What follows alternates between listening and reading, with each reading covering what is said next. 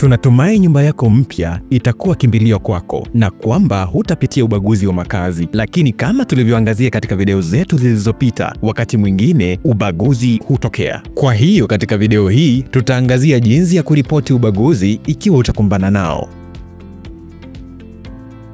Ukikumbana na ubaguzi katika makazi, kama ilivyoelezwa katika video zetu zilizopita, kulingana na mbari, rangi, dini, jinsia, asili ya kitaifa, hali ya familia au ulemavu, unaweza kuripoti kwa idara ya makazi na maendeleo ya miji ya Marekani HUD. Kuna njia 3 za kuripoti ubaguzi wa makazi. Unaweza kuripoti mtandaoni kwa Kiingereza, Kihispania, Kichina, Kivietnamu, Kikorea, Kiarabu, Kirusi, Kamea na Kisomali kupitia hud.gov/fair housing/file a complaint. Unaweza pia kuchapisha na kutuma fomu inayopatikana kwenye tovuti hiyo hiyo. Unaweza kuripoti kwa kupiga 1-800-666-9777. Ripoti ubaguzi kwa lugha yoyote. Kwa watu wenye umahiri mdogo wa Kiingereza LEP, HUD itawapa wakalimani. Unapowasilisha malalamiko kwa HUD, mtaalamu wa uchukuaji wa taarifa atakuhoji ili kupata maelezo zaidi kuhusu madai ya ubaguzi. Mara baada ya HUD kubaini kuwa malalamiko yako yanatija chini ya sheria ya makazi yanayozingatia haki, malalamiko rasmi yatatayarishwa ili usaini, na mtaarifu mlalamikiwa au mtoa huduma ya makazi na wahusika wengine watapokea taarifa kwamba lalamiko limefunguliwa. Hatua ya pili ni uchunguzi.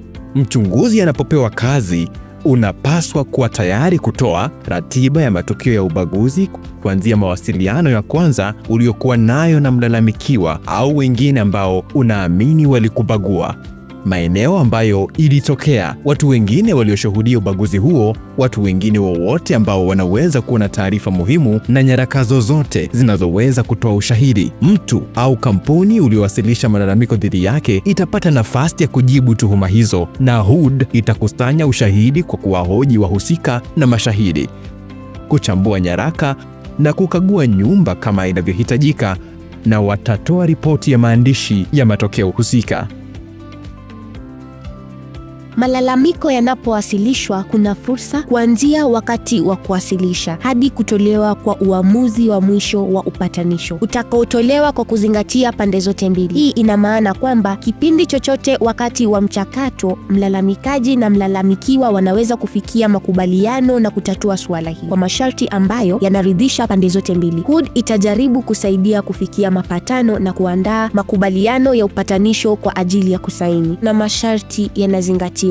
Ikiwa mlalamikiwa hatazingatia masharti ya makubaliano, hatua zaidi za kisheria zitachukuliwa. HUD ikishindwa kutatua malalamishi, uchunguzi unasonga mbele hadi uamuzi wa mwisho utolewe. Uamuzi wa mwisho unaweza kuwa hakuna sababu ya msingi au sababu ya msingi ambayo inajumuisha kufungua mashtaka dhidi ya mlalamikiwa. Pale shtaka la sababu msingi linapotolewa, malalamishi ya wahusika yanaweza kusikilizwa katika usikilizaji wa kisheria au mwenendo wa kimahakama.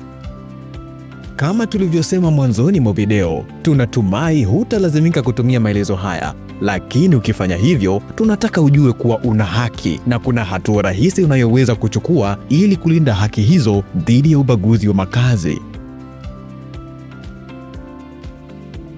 Ni muhimu kujua kulipiza kisasi dhidi ya mtu fulani kwa kuripoti ubaguzi au kushiriki katika mchakato wa madai ya HUD ni kinyume cha sheria. Hii ina maana kwamba hakuna mtu, akiwemo mpangishaji wako wa nyumba, anayeweza kulipiza kisasi dhidi ya mtu yeyote kwa sababu mtu huyo aliripoti vitendo vya kibaguzi. Kwa maelezo zaidi kuhusu mchakato wa malalamiko ya makazi yanayozingatia haki, tembelea hud.gov na uchague lugha upande wa juu kulia ili kuona lugha zinazopatikana.